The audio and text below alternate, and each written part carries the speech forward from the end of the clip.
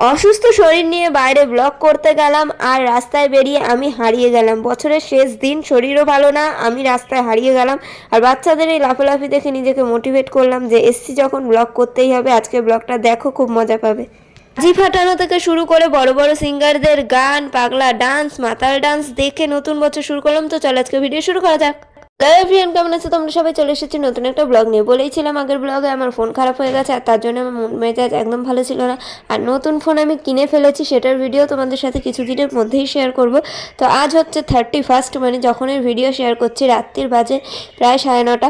তখন আমরা বেরিয়ে পড়েছি, এক জায়গায় যাচ্ছি। সবাই তো নিজের বাড়িতে পিকনিক পার্টি করছেই, সেটা আমি জানি। মানে বেশিরভাগ লোকই আজকের দিনে অনেক আনন্দ করে, 12টা অবধি জেগে থাকে, নতুন বছর সেলিব্রেট করে।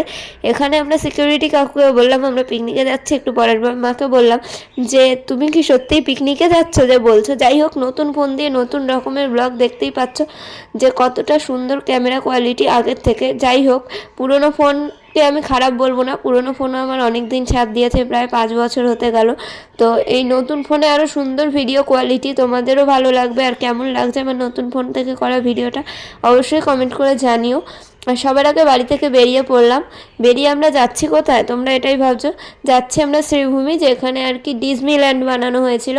সেখানে 25শে ডিসেম্বর থেকে 1 তারিখ অবধি বড় বড় ফাংশন, খাওয়া দাওয়া, অনুষ্ঠান, অনেক কিছু হয়, মেলা মতো বসে। তো আমি কখনোই জানতাম না যে এগুলো হয়, আমি জানি জাস্ট সাজিয়ে রেখে দেয়।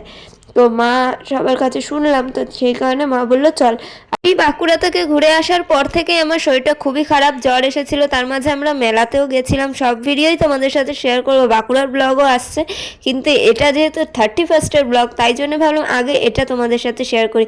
এই যে আমরা চলে এসেছি বাসে করে শ্রীভূমি। বাস থেকে নেমে অটোতে উঠেছিলাম।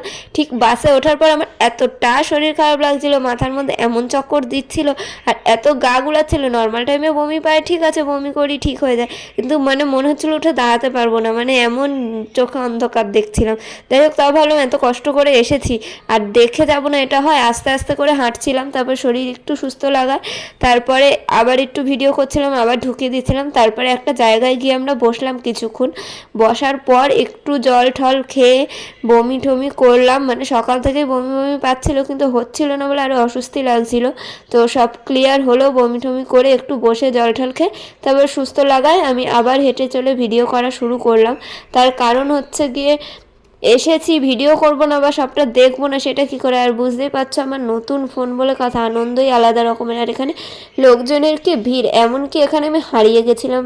ভিড় ঠেলে এগিয়ে আসতে আসতে দেখলামই না যে মা পিছনে আসছে কিনা। এবার আমি ভাবলাম আমার মতো হাঁটি, এখানে হারানোর গেছে, কিন্তু যত সামনে গেছি দেখছি নেই। তারপরে মাকে ফোন করে করে অনেক খুঁজে তারপরে পেলাম। তারপরে আর আমি আগে আগে যাচ্ছিলামই না, আস্তে আস্তে হাঁটছিলাম। আর এখানে দেখো ভিতরে একটা ফাংশন হচ্ছে, যেখানে উষা উত্থুপ, শান, আরজে প্রবীণ, আরও অনেক লোক এসেছিলো। মানে আমি যাদেরকে দেখেছি তাদের কথাই বলছি।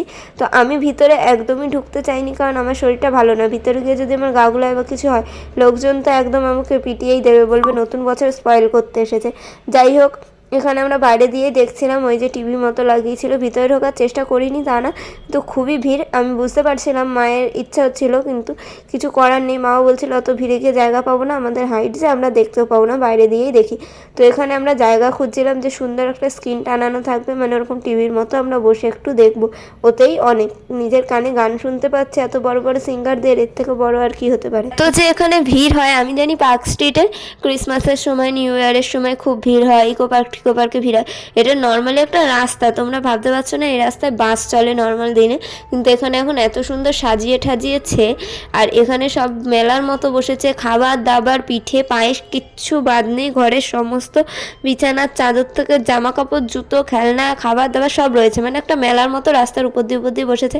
লোকজনের ভিড় তো দেখতেই পাচ্ছ, কাকু থেকে বাচ্চা, বাচ্চা থেকে বুড়ো বয়স্ক সবাই রয়েছে এখানে। মেন 25শে ডিসেম্বর থেকে 1 তারিখ অবধি নানান রকম উৎসব হয়। আর আমার যতদূর মনে হলো 25শে ডিসেম্বর, 1 জানুয়ারি, 31, এই 3 দিন হচ্ছে বেশি বড় সড়ো অনুষ্ঠান হয়, বড় বড় সেলিব্রিটি আসে। নর্মাল দিনে হয়তো ছোটোখাটো হয়, মেলা ঠেলা থাকে। আর এখানে খুব সুন্দর সুন্দর গাছপালা, নানান জিনিস, তোমাদেরকে বলে বোঝাতে পারবো না। যারা গেছো কখনো বা যাও প্রতি বছর বা যাবে, তো তারাই জানো। পরের বছর তোমরা ট্রাই করে দেখতেই পারো এখানে যাওয়ার, কারণ এই জায়গাটা সত্যি খুব সুন্দর। আর যারা এই কলকাতা শহরের মধ্যে থাকো আর এই কেষ্টপুর, বাগুইআটি, লেক টাউন, দমদম এর মধ্যে থাকো, তারা তো আসতেই পারো, কারণ এটা তাদের বাড়ি থেকে খুবই কাছের লোকেশন। আর এখানে এত সুন্দর সাজায়, এত সুন্দর জিনিসটা তোমাদেরকে বোঝানো যাবে না যতক্ষণ না তোমরা নিজের চোখে দেখবে। এত লাইটিং, এত জাঁকজমক, সবার মাথায় একটা করে লাইটিং দেওয়া, হেয়ার ব্যান্ড, না হলে ওই ক্রিসমাস টুপি, না হলে কিছু একটা তো আছে, বাচ্চা মেয়ে, বাচ্চা ছেলে, এমনকি ছেলে মেয়ে সবার।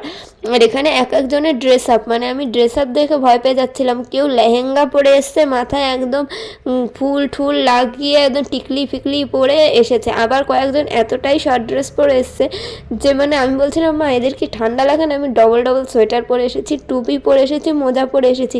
আর এক একজন শর্ট ড্রেস, হাতা কাটা, স্লিভলেস সব পরে এসে নাচানাচি, গান, মানে এদের একটা আলাদাই এক্সাইটমেন্ট নিউ ইয়ার নিয়ে। আমি বুঝি না নতুন বছর মানে কি নতুন কিছুই তো না, শুধু 23-এর জায়গায় 24 হবে। তোমার কপাল, তোমার থোবরা সব একই থাকবে, কিছুই পরিবর্তন হবে না যতক্ষণ না তুমি নিজের মন থেকে আর নিজে থেকে পরিবর্তন করবে।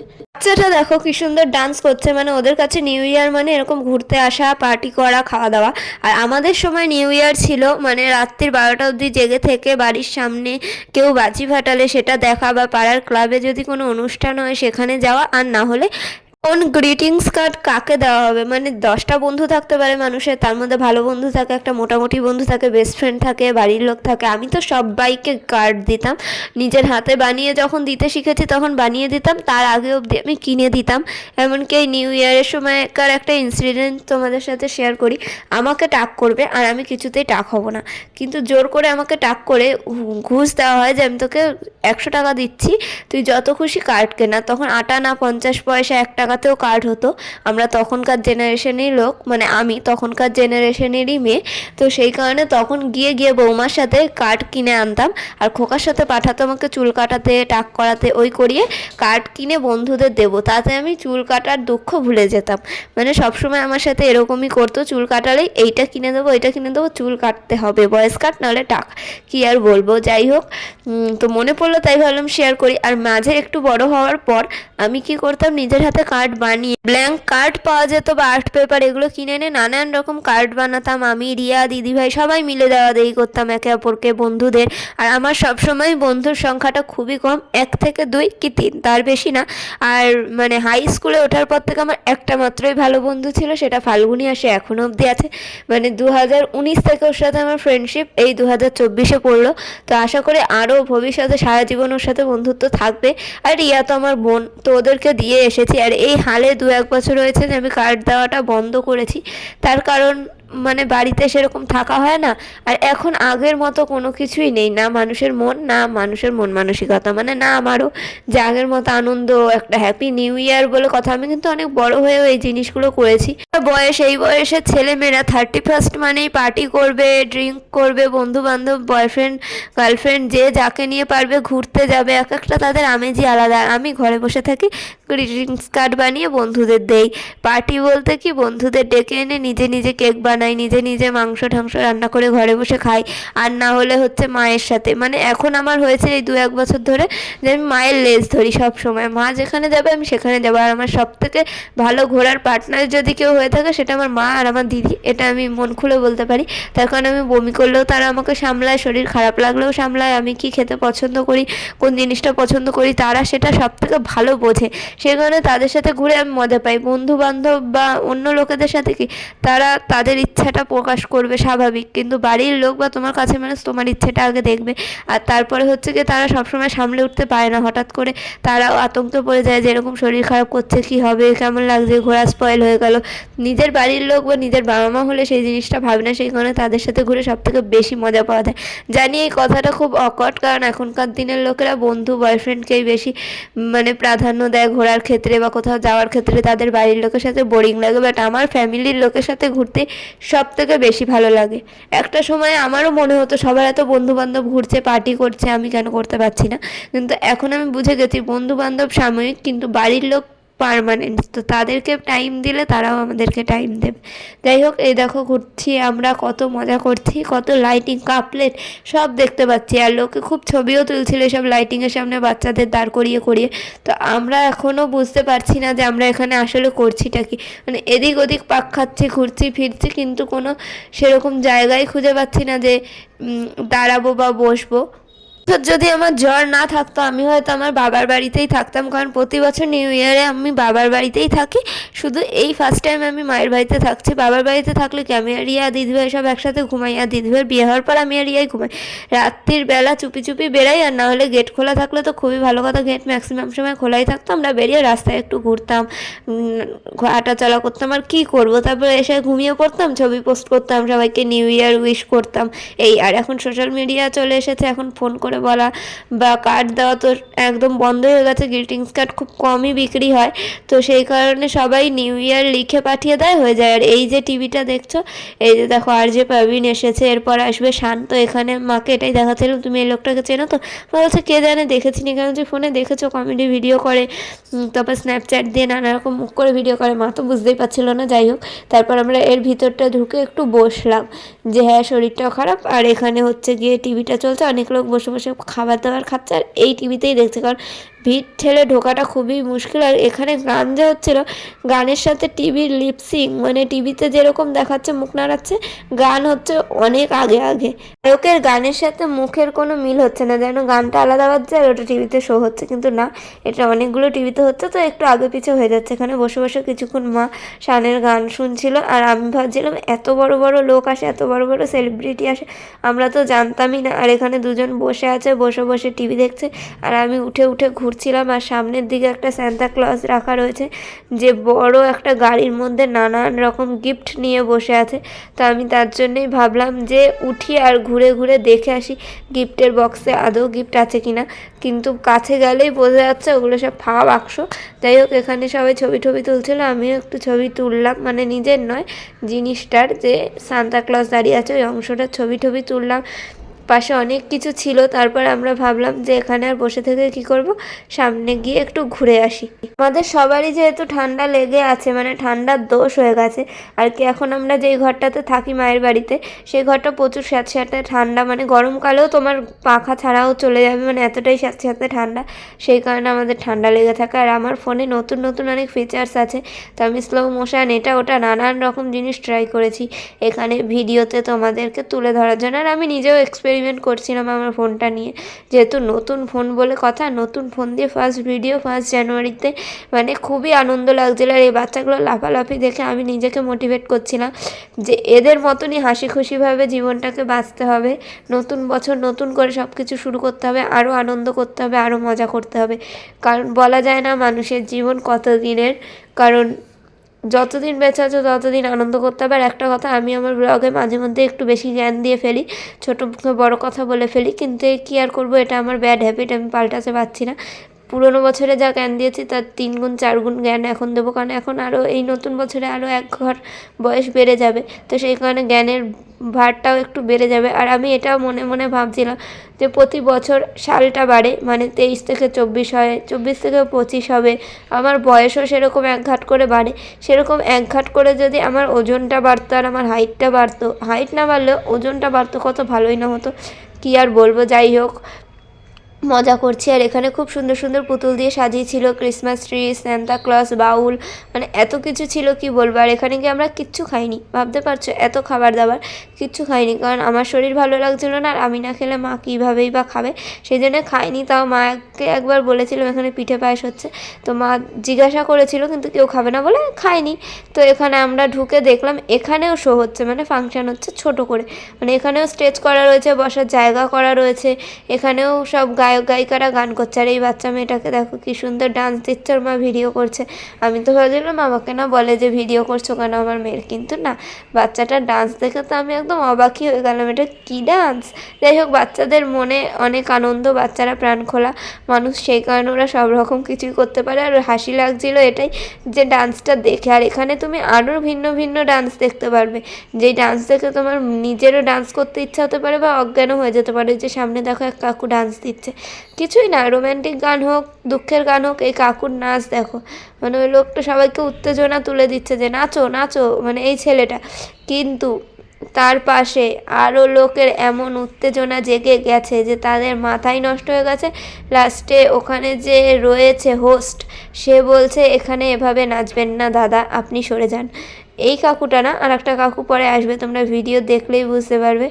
এই যে বলছে ওদেরকে যে বেরিয়ে যেতে, মানে বেরিয়ে যেতে বলছে, ওদিকে দূরে গিয়ে নাচতে বলছে। তার কারণ এখানে অনেক মহিলারা রয়েছে, বাচ্চারা রয়েছে, এরা মাতালদের মতো ডান্স দিলে মানুষ ভয় পেয়ে যায়। আমি তাও দূরে আছি বলে, কাছে থাকলে আমার মাতালদের দেখলে এত ভয় লাগে কি বলবো। তারা হয়তো মদ খেয়েই থাকে, সবাই সমান না, কিন্তু তবুও মাতাল দেখলে আমার খুব ভয় লাগে। কিন্তু ডান্স যা করছিল এই কাকু, দেখে তো মনে হচ্ছিল একদম নিজেকে মিঠুন না হলে অমিতাভ বচ্চন ভাবছে ডান্স দিচ্ছে। আর উপরে যারা গান করছিল তারা একদম নতুন উঠে আসা গায়ক গায়িকারা, আর যারা ব্যান্ড বাজাচ্ছিল নানা রকম গিটারিস্ট, তারাও কিন্তু খুবই অল্প বয়সী ছেলে। সবাই এটাই বলছিল ওখানে ভিড় ঠেলে শান উষা উত্থুপের শো দেখার থেকে এখানে বসে থাকা ভালো। এরাও খারাপ গান করছে না, ওরা বেশি সেলিব্রিটি হলে কি হবে, ওখানে এত ভিড় পা রাখার জায়গা নেই, তার থেকে এখানে দাঁড়িয়ে এদের গান শোনা নাচা অনেক ভালো। এখানে অনেক লোক ছিল, আমরা প্রথমে সিটই পাইনি, তারপর পরে একটা সিট পেয়েছিলাম, সেখানে আমি আর মা কোলে বসেছিলাম, মানে আমি মায়ের কোলে বসে দেখছিলাম। ভাবা যায় এত বড় হয়ে মায়ের কোলে বসে ফাংশন দেখছি।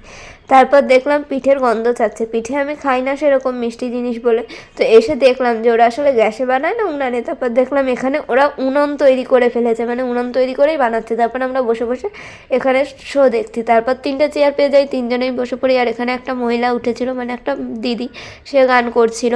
তারপর আরও একজন মহিলা উঠেছিল, সেও গান করছিল। তারপর আরও একটা মহিলা উঠেছিল, সেও গান করছিল। মানে একটা ছেলে 3টে মেয়ে।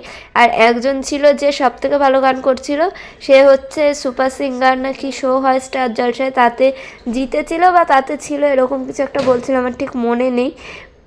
দিয়ে কিছু একটা নাম বলেছিল যে সে আসবে গান করবে। আমরা অনেকক্ষণ ছিলাম, মানে 12টা বাজা অবধি ওখানেই ছিলাম। তারপর বাজি ঠাজি ফাটানো শুরু হওয়ার পর আমরা চলে যাই অন্যদিকে। আর এই যে কাকুটা সারা জায়গায় ঘুরে ঘুরে নাচছে।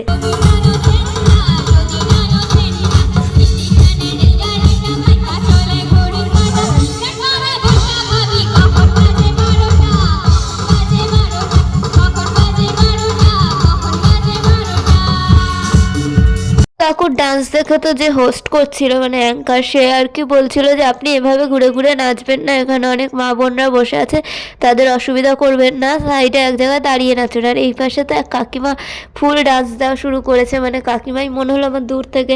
তারপর তাদের গ্রুপের আরও লোকেরাও পরে ডান্স করছিল। আমি দেখলাম এখানে মানুষজনের উত্তেজনা কতটা। মা আমাকে বলছিল তুইও যা এক জায়গায় কোনায় গিয়ে নাচ, আমি তুলে বলছি হ্যাঁ রাস্তার মধ্যে এরকম মাতাল ডান্স দেবো, আমিও তো মাতাল নাকি। মা বলছিল না নাচ, আমি একটু তুলি তো কী হয়েছে। আমি বলছি না না ওইসব আমি করতে পারবো না। এখানে নানানজন নানান রকমের নাচ দিচ্ছিল, কি বলবো। তোমরা যদি এখানে আসতে তাহলে বুঝতে পারতে কতটা আনন্দ হয় আর কি জায়গাটা। ওই যে দেখো পুরো ফ্যামিলি মেম্বার সমেত নাচা শুরু করেছে, মানে তাদের একটা আলাদা রকমের উত্তেজনা, তাই তারা এত সুন্দর নাচতে পারছে। আমাদের মতো লজ্জা পেলে মানুষ অনেক আনন্দই মিস হয়ে যায়। লজ্জা ভয় সব ত্যাগ করে রাস্তাঘাটে নাচা সব কিছু করতে পারাই, মানে তারাই বেশি আনন্দ পায়। মানে ওদের কোনো এনে কে দেখছে কি হচ্ছে, আমাদের জন্য একটু নাচতে গেলেও ভাবি ঘরে দরজা দিয়ে নাচবো।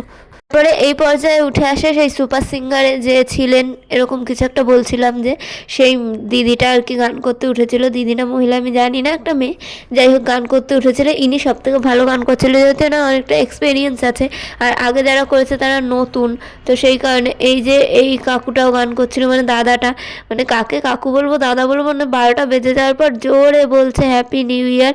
আর বাচ্চা থেকে বুড়ো সবাই আছে বলেছিলাম, দেখতেই পেলে।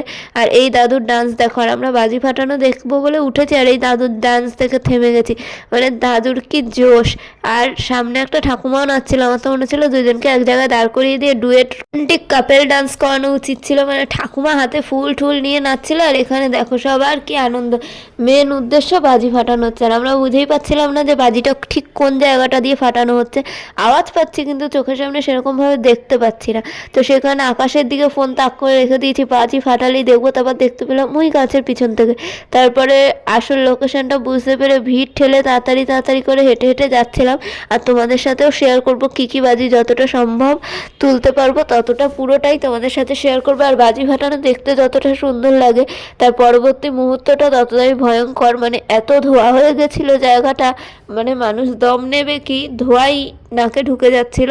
তার মধ্যে বাজি ছিটকে ছিটকে লোকের গায়েও আসছিল। অবশ্য ওখানে দমকলের সব কিছুর ব্যবস্থাই ওরা করে আর করেও ছিল। তো বাজিতে গাছপালা পুড়ে যাচ্ছিল। আমি অনেক জায়গায় দেখছিলাম সোশ্যাল মিডিয়ায় ছবি, যে এত পরিমাণ বাজি ফাটিয়েছে, সব পাখির বাচ্চা পাখিগুলো মরে মরে নিচে পড়ে আছে। ফাটাবে না কেন, একটু বুঝে শুনে ফাঁকা জায়গায় ফাটাও, বাড়ির ছাদে অল্প করে ফাটালে একটুখানি ঠিক আছে। কিন্তু এখানে যেন প্রচুর বাজি ফাটছিল, দেখতে যতটা সুন্দর তার পিছনের বিষয়টাও ততটাই খারাপ, যে এত পাখি মারা যাচ্ছিল দেখে আমার খুবই খারাপ লাগছিল। কিন্তু বাজি ফাটানো দেখতেও তো সুন্দরই লাগে, কি আর বলবো। যাই হোক, বাজি ফাটানো দেখতে যাচ্ছিলাম আমরা ছুটে ছুটে। কিন্তু এই ফোনে আমি যেই জিনিসটা লক্ষ্য করলাম, যে আমি যতই ছুটি বা যতই তাড়াতাড়ি হাঁটি ফোনের ক্যামেরা খুব একটা কাঁপে না। সবাইকে হ্যাপি নিউ ইয়ার। 12টা যেহেতু বেজেই গেছিলো, সেই কারণে আমি এখন বলে দিচ্ছি হ্যাপি নিউ ইয়ার। সবাই সুস্থ থেকো, ভালো থেকো, আনন্দে থেকো। সবার নতুন বছর ভালো কাটুক।